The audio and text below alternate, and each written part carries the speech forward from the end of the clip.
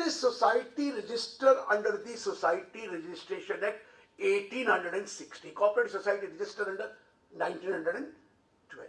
So cooperative society. Society registered under the Society Registration Act 1800. Third is mutual associations. Is also a body of individual. Mutual association. Fourth is private trust. Private trust. Fifth is charitable trust. Is also AOPBOI. Sixth is oral trust. And seventh is any other AOPBOI. There is still any other AOPBOI. 7 categories of AOPBOI. 7. Now, somebody was saying maximum margin rate. It was wrong. Somebody was saying normal rate, slab rate of 2,50,000. Let me tell you, is cooperative society getting exemption of 2,50,000? No, sir. Am I right? So therefore, partly correct, partly wrong. So cooperative society is taxable at slab rate, no doubt. But what is the slab? First 10,000, 10% of the income. Next 1,000, 20%. And balance is 30%. I don't know why they have done this slab. Why can't they say 30% straight away? Because 10,000, 10%, another 10,000, 20%, balance is 30. So do it 30%, but still there is a slab. So we are comfortable. It is a slab rate, but different slab. What about the others? AOPBOIs. Somebody said maximum margin. Nowhere it is written maximum margin. Somewhere it is written, but where it is written, I'll come to that. When it is maximum margin. So what is the rate? If it is a charitable trust, what is the rate? If it is a mutual association, what is the rate? If it is a society. Sir, if you read the Finance Act, it is written that rates of income tax for number 1, individual. Number 2, HUF. Number 3, AOPBOI. And number 4, any other artificial juridical person. It's not individual. There are rates for 4 kinds of person which are given together, which includes individual, but individual has been divided into 3 categories. Less than 60, 60 and above, 80 and above. That is different, individual. And there are separate rate for 60 and above, separate rate for 80 and above. But what is the rate for HUF? First 2,50,000 now I'll talk about. Nil, next 2,50,000, 10%, next 5 lakh, 20%, about 10 lakh, 30%. This is HUF rate. What is the rate of AOPBOI? Same rate. But it is special given for AOPBOI. Don't say the same rate of individual. Don't say the same rate of HUF. It is the rate of AOPBOI. What is that? First 2,50,000, nil. Next 2,50,000, 10%. But excluding, of course, cooperative society. Because cooperative society, there are separated. I'm right? Next 5 lakh, 20, and about 10 lakh, 30%. This is the rate of AOPBOI. This is the rate of AOPBOI. But sometimes this rate is not applicable.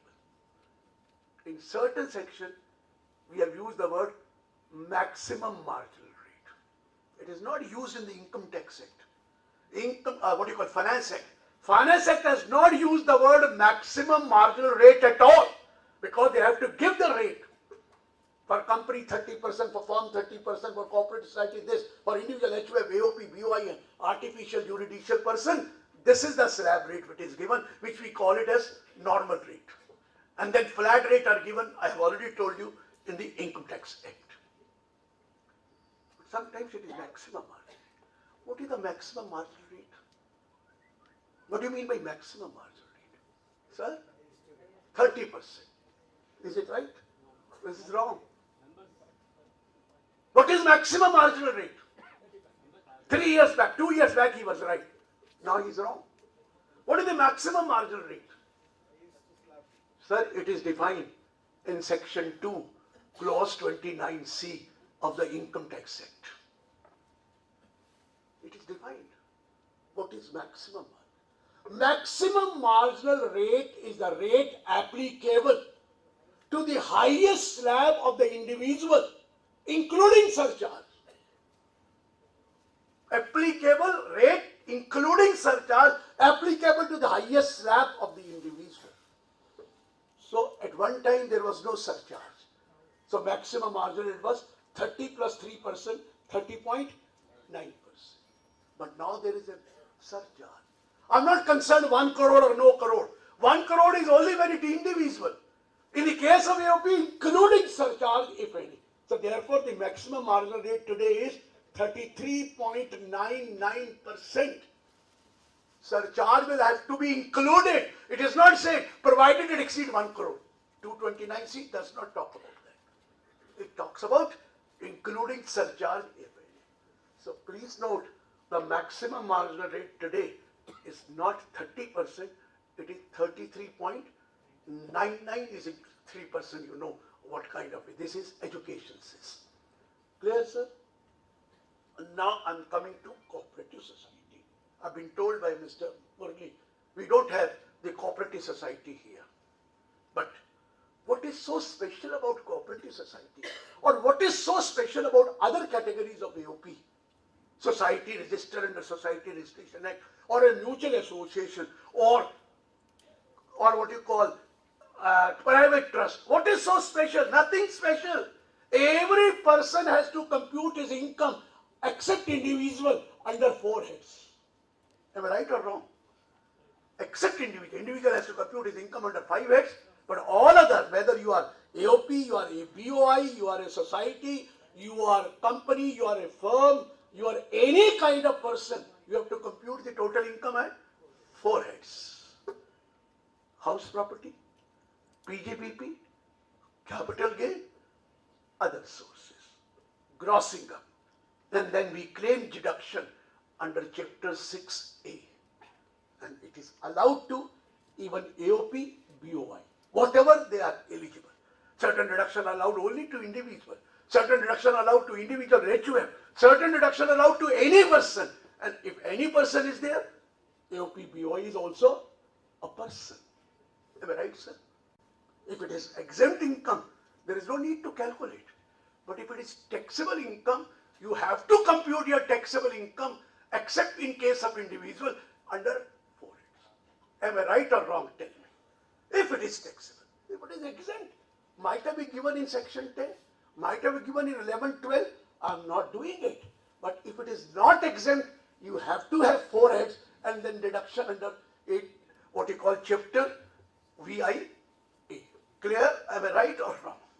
So what is so special about cooperative society? Nothing special except one section. And that section is 80P. That section is 80P, which is exclusively for cooperative society, excluding cooperative bank now. Earlier cooperative banks were also covered. Now excluding cooperative bank, yes, agriculture society or agriculture cooperative rural and development bank are still covered under ATP, but otherwise agriculture credit society, leaving these two, all cooperative banks are now out of ATP. They are not eligible for ATP. But all other cooperative society who are registered under the Cooperative Society Act 1912 or any law in force in a particular state, because state also you have, will be eligible for deduction under ATP. Certain deductions are specific deduction which are for business, 7 categories. He told me not to touch much about cooperative society, so I may not, otherwise I would have given you the list of all 7 times. Then certain deduction is that you are supplying milk, vegetable product and oil seeds to a federal milk society or to the government or to the public sector company like Amul. What is Amul? It's a federal milk society. There are primary society in whole of Gujarat. primary society. There are members of the primary society. Members of the primary society have buffaloes, cows, cattle. Whatever daily production of milk is there, they give it to primary cooperative society, primary cooperative society. The van of the marble will come, will pick up the milk and take it. So who is earning income? Members supplying to cooperative society. Cooperative society, which is primary cooperative society, is supplying to Federal Milk Society, or maybe here in Chennai, if there is a dairy milk supply of the government, maybe supplying to them the income. What is that called? So the supply by the primary society to Irwin is an income for which you get 100% deduction. Who will get the deduction? That primary society, not the members. Members are separate. Primary society procuring milk from the member and selling at a certain profit to the government or to the Federal Milk Society, they get 100% deduction for that milk, oilseed and fruits and vegetables which they procure from their member and supply to Federal Milk Society or the government or the public sector company. That is another deduction besides 7 business. Then inter-cooperative investment. One cooperative society has invested in the share capital of another cooperative society or given loan to the other cooperative society. When they make an investment, interest is taxable under other sources, am I right? And a dividend from cooperative society is also taxable. It is not a dividend from domestic company. It is also taxable under the head other sources. But they will get deduction under ATP, 100% of that dividend and 100% of that interest if there is inter-cooperative society investment. There is it. Then if you are letting out and it go down for storage or handling of agricultural commodity, that rent which is taxable under house property will get deduction under ATP also. And in addition to that, if cooperative society is doing any other business, there is a basic deduction of 50,000. If it is not a consumer cooperative society, and if it is a consumer cooperative society, deduction under ATP is 1 lakh. So we have the whole chapter on section ATP, which you are eligible provided you are a cooperative society. 50,000, 1 lakh for all business.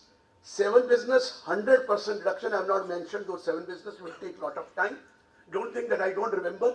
It's only the cut short. Otherwise, you want me to, I'll repeat it. Sometimes people skip because they say, I don't remember. I remember each and every. If you want, I can talk about that. Otherwise, let's proceed further. Okay. So this is ATP. I am not wasting my time.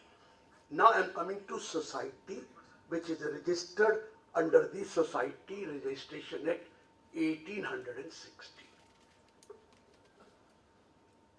This can be a mutual association also. This can be a charitable trust also, because charitable trust can also be a society, am I right? Or mutual association can also be a society, and there is another society. So first I am coming to mutual association. Mutual association will have some constitution. What is a mutual association?